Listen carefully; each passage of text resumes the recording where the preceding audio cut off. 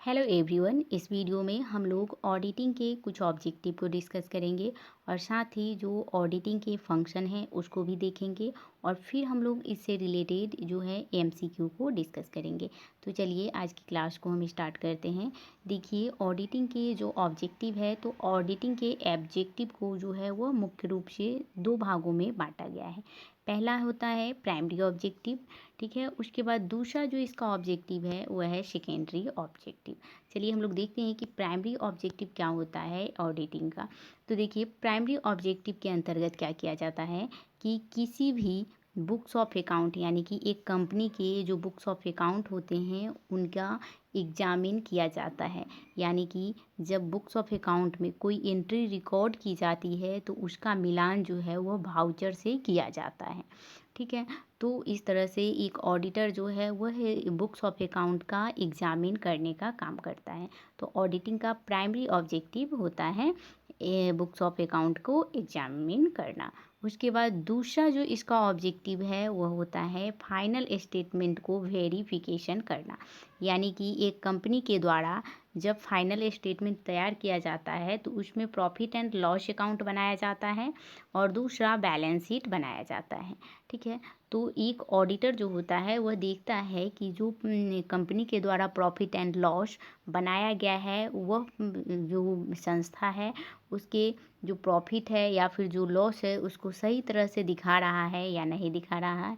या फिर जब बैलेंस शीट को वह वेरिफिकेशन करता है तो वह दिखाता है, उसके द्वारा यह जांच किया जाता है कि क्या जो बैलेंस शीट तैयार किया गया है वह सही प्रकार से तैयार किया गया है या नहीं किया गया है, ठीक है। तो इस तरह से जो ऑडिटिंग का प्राइमरी ऑब्जेक्टिव होता है, तो प्राइमरी ऑब्जेक्टिव होता है लेखा पुस्तकों की जांच करना, यानी बुक्स ऑफ अकाउंट का एग्जामिन करना। उसके बाद दूसरा इसका ऑब्जेक्टिव होता है फाइनल स्टेटमेंट का वेरिफिकेशन करना। और फाइनल स्टेटमेंट कहने का यह मतलब है कि जो भी फाइनल स्टेटमेंट बनाए जाते हैं एक कंपनी के द्वारा, जैसे प्रॉफिट एंड लॉस अकाउंट या फिर बैलेंस शीट, तो इसको यह क्या करता है, वेरिफिकेशन करने का काम करता है। अब चलिए इसके प्राइमरी ऑब्जेक्टिव में आप लोगों को दो ही ऑब्जेक्टिव पढ़ना है, ठीक है। तो यहाँ से आप लोगों की एग्जामिनेशन में भी क्वेश्चन पूछे जाते हैं कि जो लेखा पुस्तकों की जांच करना है वह ऑडिटिंग के क्या है, प्राइमरी ऑब्जेक्टिव है या फिर सेकेंडरी ऑब्जेक्टिव है। तो आप लोगों को ध्यान रखना है कि जो बुक्स ऑफ अकाउंट है उसको एग्जामिन करना और जो फाइनल स्टेटमेंट होता है इसको वेरिफिकेशन करना जो है वह एक ऑडिटिंग का जो है वह क्या है, प्राइमरी ऑब्जेक्टिव होता है। अब चलिए अब हम इसके सेकेंडरी ऑब्जेक्टिव को भी देखते हैं। देखिए सेकेंडरी ऑब्जेक्टिव में कौन कौन से ऑब्जेक्टिव आते हैं। तो देखिए सेकेंडरी ऑब्जेक्टिव में जो जितने भी एरर हैं इसको डिडक्ट करना, यानी कि एक ऑडिटर का काम होता है कि यदि कोई बुक्स ऑफ अकाउंट में कोई एंट्री गलत तरीके से रिकॉर्ड की गई है तो उसको खोजना, उसका उस एरर को ढूंढना जो है वह एक ऑडिटर का काम होता है। तो सहायक उद्देश्य यह होता है ऑडिटिंग का। उसके बाद है अशुद्धियों की रोक करना, यानी कि जो भी एरर हुआ है उसको ढूंढ कर रोकना जो है वह एक ऑडिटर का काम होता है।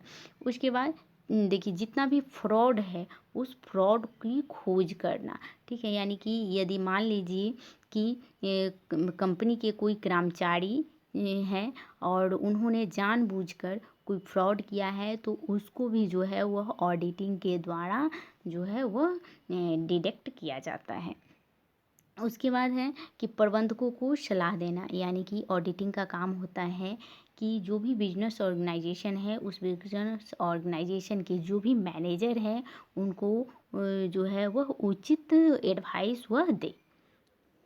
उसके बाद एक कर्मचारियों पर नैतिक प्रभाव, यानी कि एक ऑडिटिंग का काम होता है, यानी कि एक ऑडिटिंग का उद्देश्य होता है कि जो एम्प्लॉय हैं उन पर ऑडिटिंग का नैतिक प्रभाव पड़े, क्योंकि ऑडिटिंग के अंतर्गत जो है वह बुक्स ऑफ अकाउंट का और जो भी फाइनल स्टेटमेंट होते हैं उसको वेरिफिकेशन और एग्जामिन किया जाता है। तो इससे जो कंपनी के या फिर जो ऑर्गेनाइजेशन के एम्प्लॉय हैं उन पर मोरल इफ़ेक्ट भी यह डालता है। उसके बाद अधिनियम के आदेश की पूर्ति करना, यानी कि जब हम किसी भी कंपनी का या फिर किसी भी इंस्टीट्यूशन का जब हम ऑडिटिंग कराते हैं तो यह क्या करता है कि यह किसी भी जो एक्ट है उसकी फुलफिलमेंट करता है। उसके बाद सरकारी अधिकारियों को संतुष्ट करना। जब किसी कंपनी का ऑडिटिंग कराया जाता है तो इससे क्या होता है कि गवर्नमेंट जो भी अथॉरिटी हैं वह इससे सेटिस्फाइड होते हैं, क्योंकि इनके ऑडिटिंग के द्वारा उन्हें जो है उस कंपनी की पूरा जो डिटेल है वह पता चलता है। उसके बाद है कि स्वस्थ वातावरण का सृजन करना, यानी कि जब एक संस्था या फिर एक कंपनी का ऑडिटिंग कराया जाता है तो इससे क्या होता है कि उस ऑर्गेनाइजेशन में या फिर उस कंपनी में क्या होता है कि एक हेल्दी इन्वायरमेंट क्रिएट होता है। उसके बाद नेक्स्ट क्वेश्चन को देखिए, नेक्स्ट टॉपिक को देखिए सामाजिक उद्देश्य। अभी आप लोगों ने देखा कि ऑडिटिंग के प्राइमरी ऑब्जेक्टिव क्या थे, ऑडिटिंग के सेकेंडरी ऑब्जेक्टिव क्या थे, ठीक है। अब हम लोग देखेंगे कि इसके कुछ सोशल ऑब्जेक्टिव भी हैं। देखिए सोशल ऑब्जेक्टिव ऑडिटिंग का क्या है, यह अपने इन्वेस्टर को क्या करता है, प्रोटेक्शन प्रोवाइड करता है।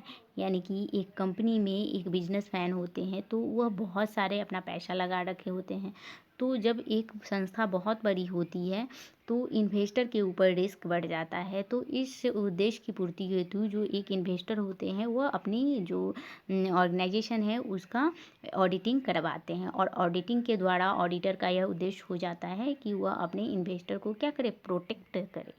उसके बाद है कर की चोरी से सुरक्षा करना, यानी कि जो ऑडिटिंग है वह टैक्स के एविएशन से भी वह प्रोटेक्शन प्रोवाइड करता है।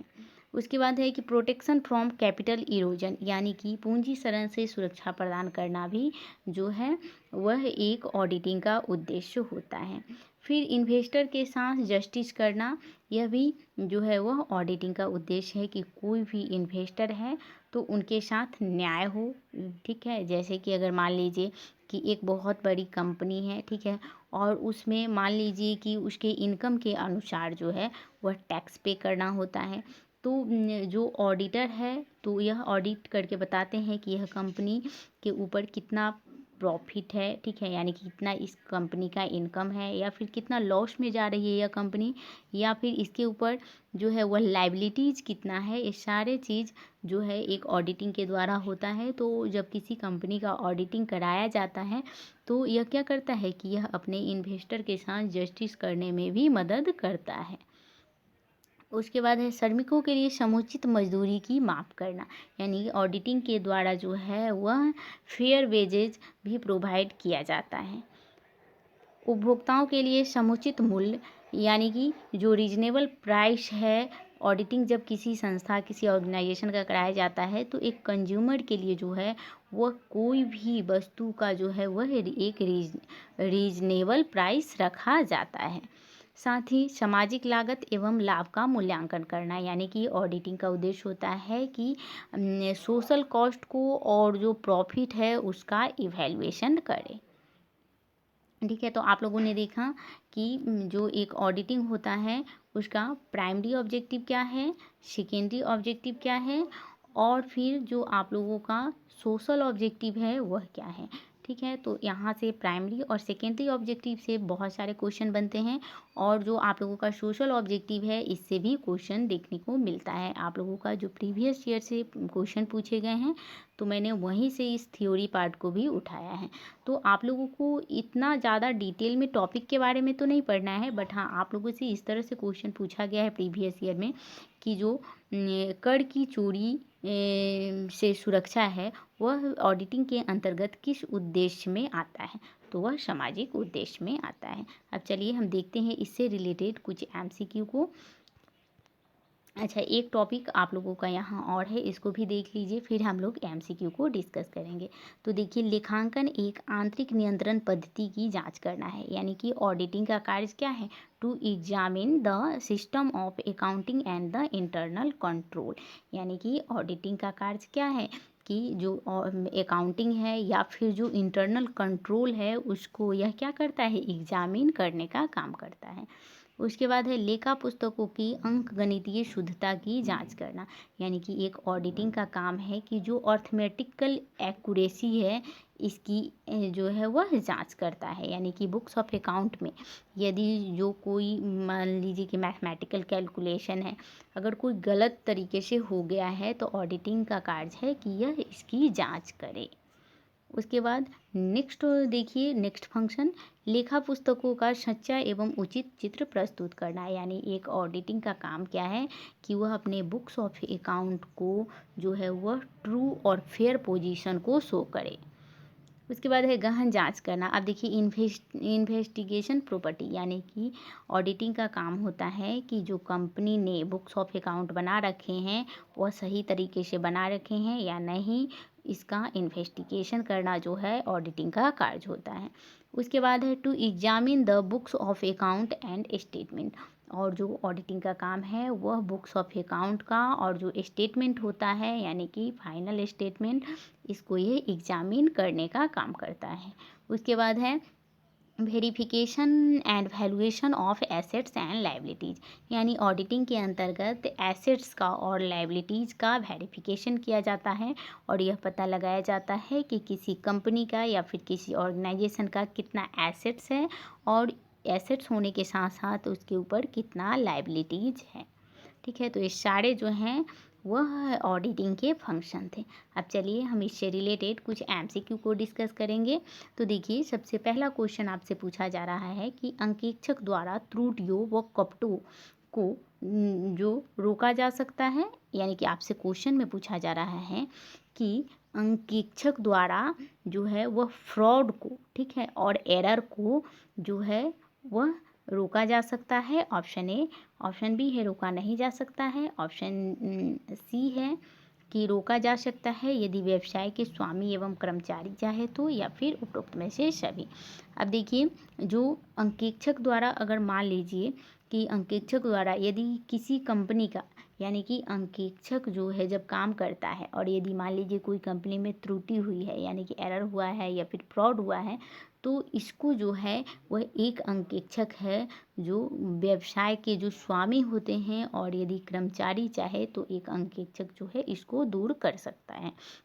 ठीक है, तो इसका राइट ऑप्शन क्या हो जाएगा? ऑप्शन नंबर बी हो जाएगा कि एक अंकेक्षक जो है वह एरर को या फ्रॉड को तभी रोक सकता है जब उस बिजनेस के जो ऑनर हैं और जो एम्प्लॉय हैं वह चाहे तो इस एरर और फ्रॉड को रोका जा सकता है।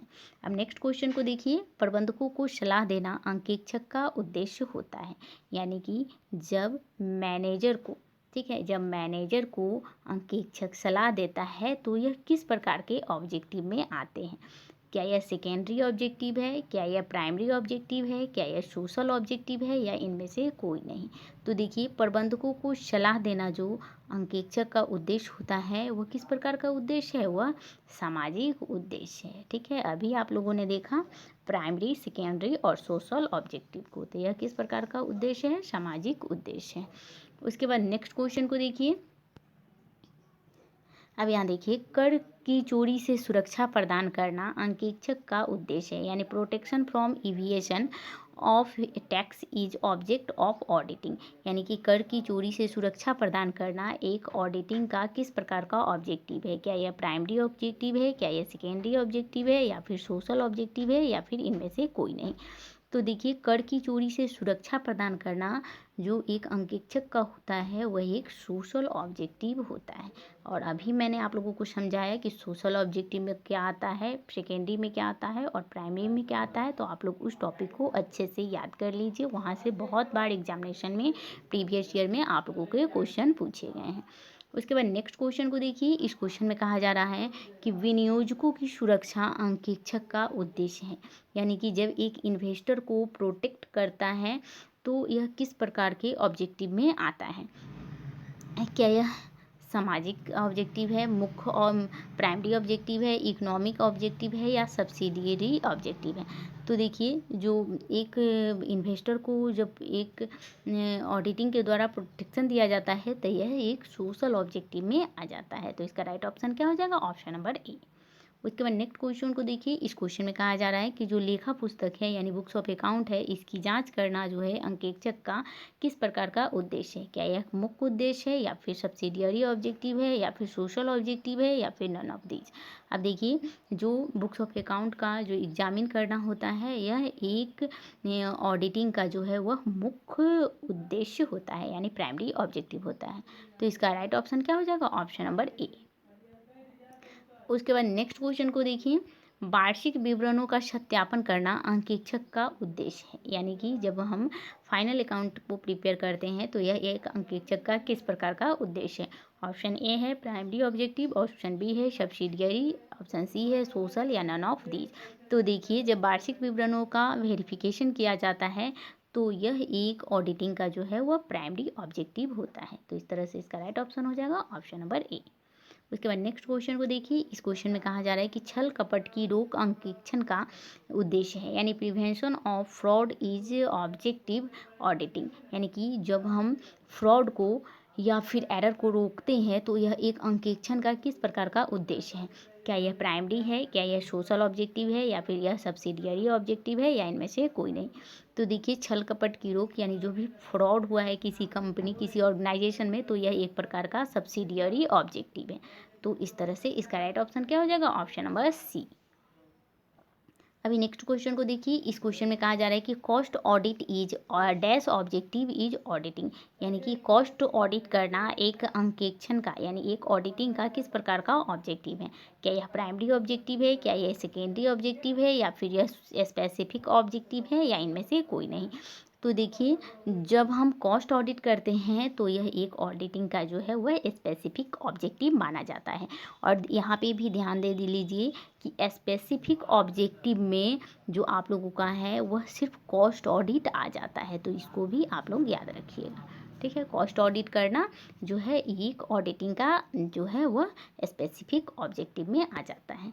उसके बाद नेक्स्ट क्वेश्चन को देखिए, इस क्वेश्चन में कहा जा रहा है कि निम्नलिखित में से किसके लिए जो है वह अंकेक्षक अनिवार्य है। यानी कि किसके लिए जो अंकेक्षक है वह नेसेसरी है। क्या सोल ट्रेडिंग के लिए, या पार्टनरशिप के लिए, या कंपनी के लिए, या नन ऑफ दीज। तो देखिए, जो एक ऑडिटिंग होता है वह एक कंपनी के लिए जो है वह अनिवार्य समझा जाता है, ठीक है। सोल ट्रेडिंग के लिए अनिवार्य नहीं है, ठीक है। साझेदारी के लिए भी कोई ज़रूरी नहीं है कि वह अपने फॉर्म का ऑडिटिंग कराए हैं, लेकिन एक कंपनी के लिए ज़रूरी माना जाता है कि कंपनी जो है अपने कंपनी का ऑडिट कराए हैं, ठीक है। तो इसका राइट ऑप्शन हो जाएगा ऑप्शन नंबर सी।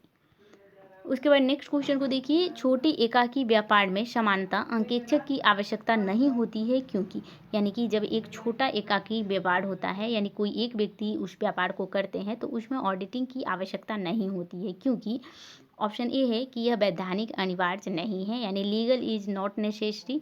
इसका क्षेत्र जो है वह सीमित होता है, या फिर इसके स्वामी का इस पर पूरा नियंत्रण होता है। तो देखिए, एक जब सोल प्रोप्राइटर होते हैं तो चूंकि एक ही व्यक्ति उस कंपनी को चला रहा होता है और वह बिजनेस है उस पर पूरा जो नियंत्रण होता है केवल एक स्वामी का होता है, इसलिए उस कंपनी के लिए जो है वह ऑडिटिंग अनिवार्य नहीं समझा जाता है। तो यहाँ पे क्वेश्चन में पूछा जा रहा था कि आवश्यकता नहीं होती है किस प्रकार के लिए। तो एकाकी व्यापार के लिए इसकी आवश्यकता क्यों नहीं होती है ऑडिटिंग की, तो इसके स्वामी का जो है इस पर पूरा नियंत्रण होता है, इसलिए जो सोल प्रोप्राइटरशिप होते हैं उसके लिए जो है वह ऑडिटिंग आवश्यक नहीं समझा जाता है। उसके बाद नेक्स्ट क्वेश्चन को देखिए, यह आप लोगों का लास्ट क्वेश्चन ही है। इसमें कहा जा रहा है कि एक अंकेक्षक होता है, एन ऑडिटर इज। क्या वह वॉच डॉग है, यानी कि एक अंकेक्षक जो होता है वह वॉच डॉग है, एज ब्लड हाउंड है, या फिर एज लायन है, या फिर एज स्ट्रीट डॉग है। तो देखिए, जो एक ऑडिटर होता है उसको एक वॉच डॉग माना जाता है और ऑडिटर को एक रखवाली करने वाला डॉग के समान समझा जाता है जो अपने मालिकों को क्या करता है, प्रोटेक्ट करने का काम करता है। तो इसका राइट ऑप्शन क्या हो जाएगा, ऑप्शन नंबर ए हो जाएगा। आई होप कि आपको समझ में आया होगा और आप लोगों के एग्जामिनेशन में यहाँ से बहुत सारे क्वेश्चन बने हैं और मैंने यह क्वेश्चन प्रीवियस ईयर से ही आप लोगों के उठाया है। तो आप लोग इसको कीजिए और फिर हम इसके नेक्स्ट टॉपिक को कुछ लेकर आएंगे जो भी आप लोगों के लिए एग्जामिनेशन के लिए इंपॉर्टेंट होगा उसको। तो अगर वीडियो पसंद आ रहा है तो आप लोग इसे लाइक कीजिए, चैनल को सब्सक्राइब कीजिए और वीडियो को शेयर कीजिए। तो हम मिलते हैं नेक्स्ट वीडियो में, तब तक के लिए थैंक यू वेरी मच।